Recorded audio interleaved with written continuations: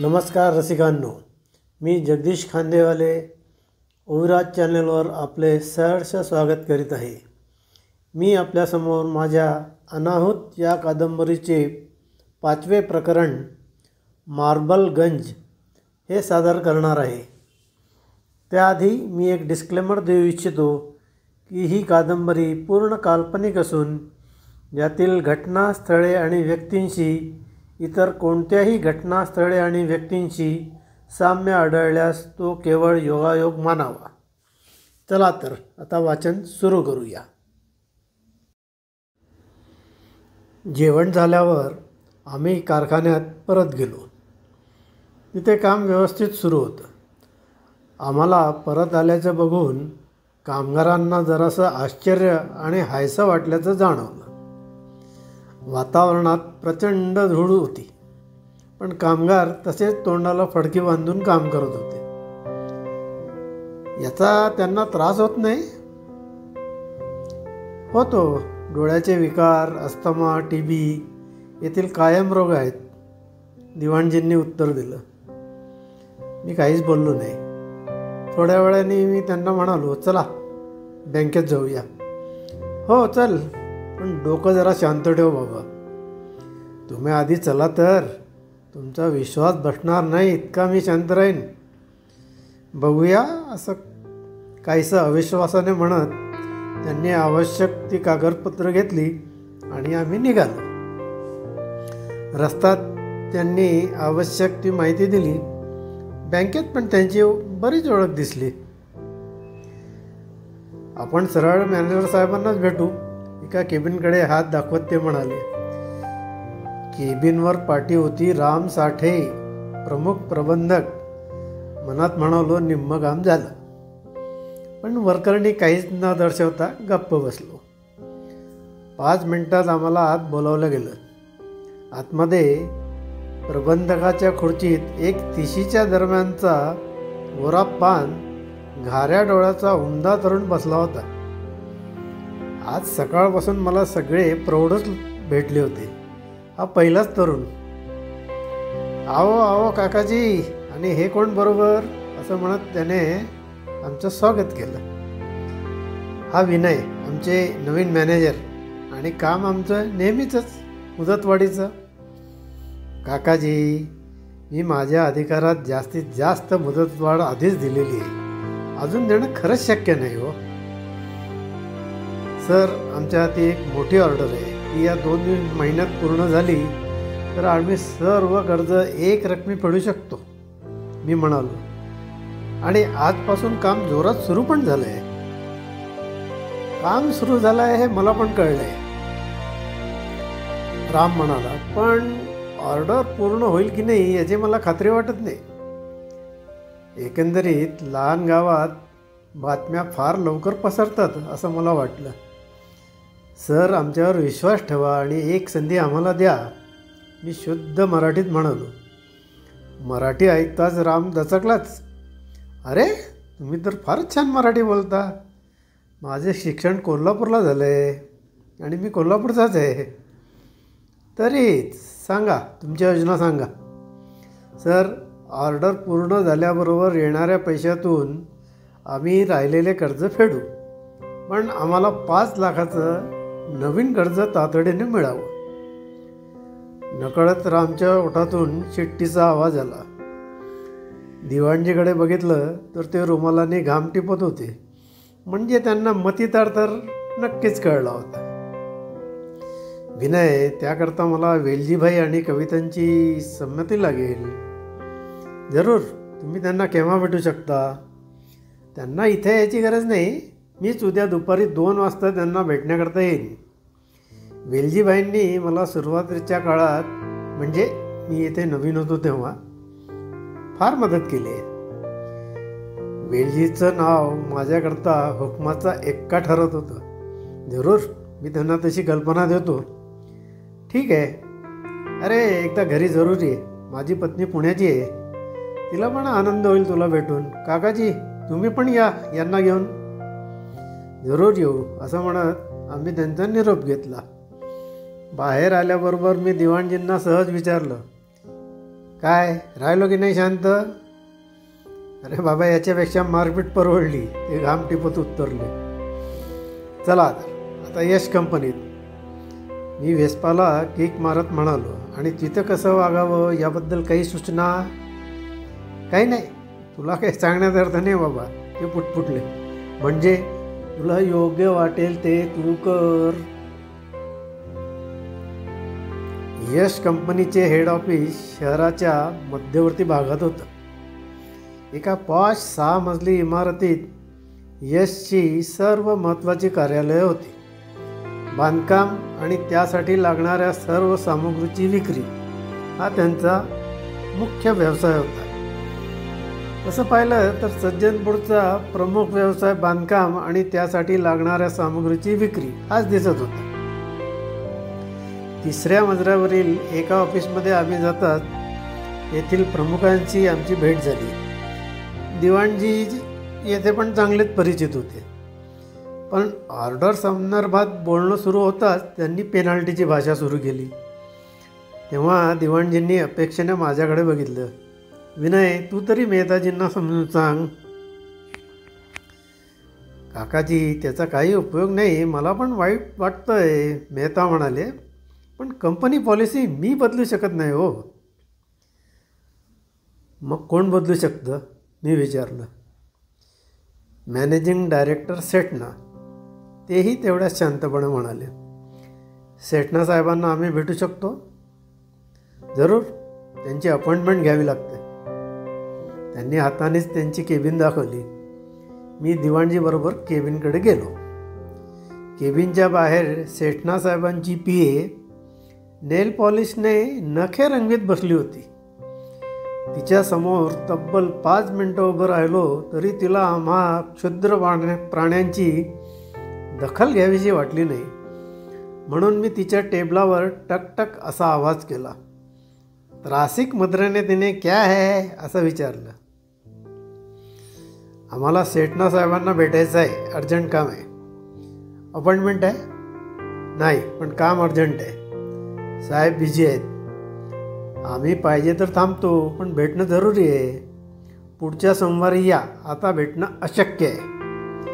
ही सर्व प्रश्नोत्तरे होत असताना एकदाही तिने मान वर करून बघायची तसदी घेतली नाही. तसंच नखे पॉलिश करायचं पण थांबवलं नाही.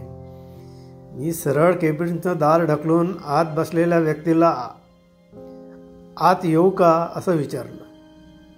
काय काम आहे? सर, मला तुमची फक्त 5 मिनटं हवी आहेत. त्यांनी समोरच्या खुर्चीकडे हात केला. मी आणि दिवाणजी लगेच स्थानापन्न झालो. तेवढ्यात PA दार ढकलून घाईने आत आली आणि त्यांना सांगू लागली की मी यांना मना करत होते, पण हे न ऐकताच आत घुसले. सर, काम महत्त्वाचे असल्याने आमच्यासमोर पर्याय नव्हता, मी म्हणालो.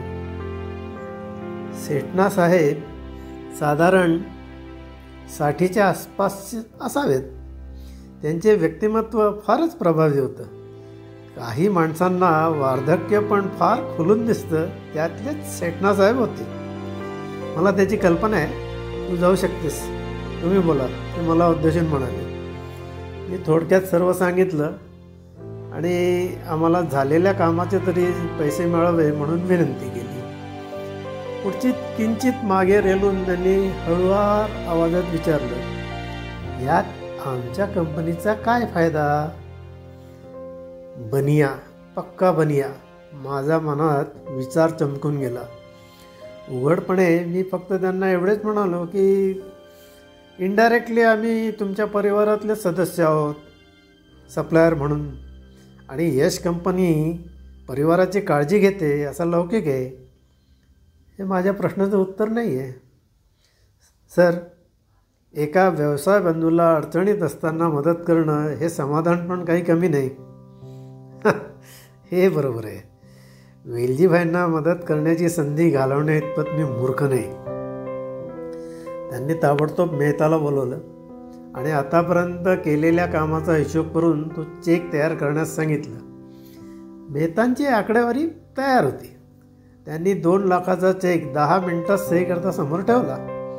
त्यावर त्यांनी सही केली आणि माझ्या हातात चेक देत म्हणाले, हा आजच्या तारखेचा चेक आहे, पण 30 ऑगस्टपर्यंत तुम्ही हा जमा करू नका. का? परत हा बनिया काय अट घालेल याचा विचार करत मी विचारलं. 30 ऑगस्टपर्यंत जर तुमची पहिली कन्साइनमेंट आली तरच हा जमा करा, ही माझी अट आहे. एक प्रकारे सप्लाय गॅरंटी, पण तोंडी. मी मनात म्हणालो, सर आम्ही हा उद्या पण जमा करू शकतो. हे थोडंसं असं म्हणाले, तसं तुम्ही काही करणार नाही, आणि केलं तर मला इतकी वर्ष व्यवसाय करून माणसं ओळखता येत नाही असं मी समजेन. या भरत वाक्यानंतर मुलाखतीचा समारोप झाला, सांगायला नकोच. आम्ही चेक घेऊन बाहेर येईपर्यंत संध्याकाळचे 6 वाजले होते. मागे बसताना दिवाणजी हळूच म्हणाले, आता गाडी सरळ हवेलीकडेच घे आणि मध्ये एखादे मेडिकलचं दुकान दिसल्यास थांबव. मला बीपीच्या गोळ्या घ्यायच्या आहेत. एका दिवसात एवढ्या घडामोडींना तोंड दिल्यावर बीपी शूट होणारच, मी म्हणालो. आणि वेलजीभाईंना एवढं झालं तेवढंच सांगा बरं का, उगीच तिखट मीठ लावून सांगू नका, नाहीतर त्यांचं पण बीपी शूट होईल. तसंच गेल्याबरोबर वॉकिंग स्टिक माझ्याकडे द्या. का? कविताला एवढा घाबरतो? मी ऐकून न आल्यासारखं केलं. हवेलीला पोचताच वॉकिंग स्टिक माझ्या हातात कोंबून दिवाणजी झटपट वेलजीभाईंच्या खोलीकडे गेले. लगबगीने जाणाऱ्या त्यांच्या किंचित स्थूल आकृतीकडे बघताना मला मनोमन त्यांचं खरंच कौतुक वाटलं. त्यांच्या स्वामी भक्तीला पर्याय नव्हता. एवढी दिवसभर पळापळ करून पण हा माणूस मालकाच्या कानी पूर्ण वृत्तांत घातल्याशिवाय घरी जायला तयार नव्हता. अहो विनयवरून ते अरे विनयवर केव्हा पोचले आणि किती सहजपणे ते मला कळलं पण नाही. मला हा इमानदार माणूस फारच आवडायला लागला. सांभाळून, तू फारच गुंतत जात आहेस असं मनाला बजावत मी फ्रेश होण्याकरता खोलीत गेलो. साधारण 1 तासाने फ्रेश होऊन सरळ जेवणाकरताच जाऊ असा विचार करून मी प्रथम स्नानाकरता गेलो. 7:30च्या दरम्यान फ्रेश होऊन आणि आठवणीने वॉकिंग स्टिक हातात घेऊन डायनिंग टेबलकडे जेव्हा मी गेलो तेव्हा स्वागत समिती म्हणजे वेलजीभाई, कविता, सविता आणि हनुमानजी म्हणजे दिवाणजी, होय योगायोगाने त्यांचे नाव पण हनुमान प्रसादच होतं, आधीच स्वागतासाठी तयार होऊन बसली होती. या विनय महाराज, उगाच ती वॉकिंग स्टिक घेऊन फिरण्याचे ढोंग करू नका. पहिला आला कविता. मला बघताच दिवाणजींची टकळी बंद झालेली दिसली. तरी मी त्याला दिवसभर आठवण करून देत होतो. इथे दिवाणजी उर्फ दलबदलू. काही उत्तर न देता मी सूप पिण्यास सुरुवात केली. बघा, काहीतरी वाटतंय का? काय गरज होती त्या बशीरची मारामारी करायची? काही झालं असतं तर तुमच्या आईला आम्ही काय उत्तर दिलं असतं? परत कविता. हा आईचा उल्लेख मला खरंच कळला नाही, कारण मला विनय नावाची अजून सवय झाली नव्हती आणि मी माझ्या आईला कधी बघितलंच नव्हतं. माझ्या चेहऱ्यावरचा संभ्रम बघून ती परत म्हणाली, अरे देवा, आता याला परत विसर पडला की काय? काही हा पण अभिनय आहे? या प्रश्नाला उत्तर न देताच मी पुलाव खायला सुरुवात केली. मी तुला काही विचारत आहे विनय, कविता म्हणाली. आणि मी ऐकतोय, पण आता मला भूक लागली आहे आणि जेवल्यावर परत फॅक्टरीत जायचं आहे. कशाला? परत मारामारीचा कार्यक्रम आहे? माझ्या सेनेतल्या कारवाया हिला कळल्या तर ती हे स्वयंपाकघर, हे टेबल फिनाईलने 10 वेळा धुवून गेली. या विचाराने मला हसायला आलं. हसायला काय झालं? तू केवढी जोखीम घेतली होती याची तुला कल्पना आहे का? अविनी नसतं एवढं केलं. या माझ्या प्रश्नाने कविताने आवेशाने वर केलेला हात हळूच खाली आणला व तिच्या डोळ्यात पाणी तरळलं. बाकीचे पण सर्व स्तब्ध झाले. परत बोलायला सुरुवात केली ती सविताने. हे सर्व ठीक आहे, पण चेक 30 ऑगस्टपर्यंत जमा न करण्याचं हे काय प्रकरण आहे? ते काही नाही, उद्या साठेसाहेब येणारच आहेत, त्यांच्याकडे चेक दे.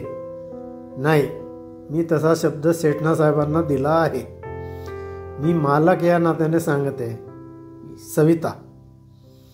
याच नात्याने उद्या ये कामगारांशी बोलायला आणि कन्साइनमेंट 30 तारखेच्या आत पूर्ण कर. अजून एक गोष्ट लक्षात ठेव, मी तुझा पगारी नोकर नाही. मी झटक्यात बोललो. निळ्या डोळ्यांमध्ये विषाद उमटला. ताई, विनयचं म्हणणं बरोबर आहे. बिझनेसमध्ये शब्द महत्त्वाचा असतो. त्यांनी आपल्या वतीने शब्द दिलाय, तो आपण पाळला पाहिजे. कविता म्हणाली, मग तू उद्या येतेस का फॅक्टरीत? नाही, मला वेळ नाही, जरुरी काम आहे. शिवाय ज्यांनी शब्द दिलाय त्यांनीच तो पाळावा. सविता फणकारली. निळे डोळे एकदा माझ्याकडे रोखले आणि नंतर कवितावर स्थिरावले. कविता, तू उद्या 10 वाजता येऊन कामगारांशी बोलावं असं मला वाटतं. मी पण असेलच, पण मालकापैकी कोणी बोलणं योग्य राहील. बाकी सर्व दिवाणजी समजावून सांगतील. ठीक आहे, मी येईन, कविता निश्चयाने म्हणाली. निळे डोळे समाधानाने लुकलुकले.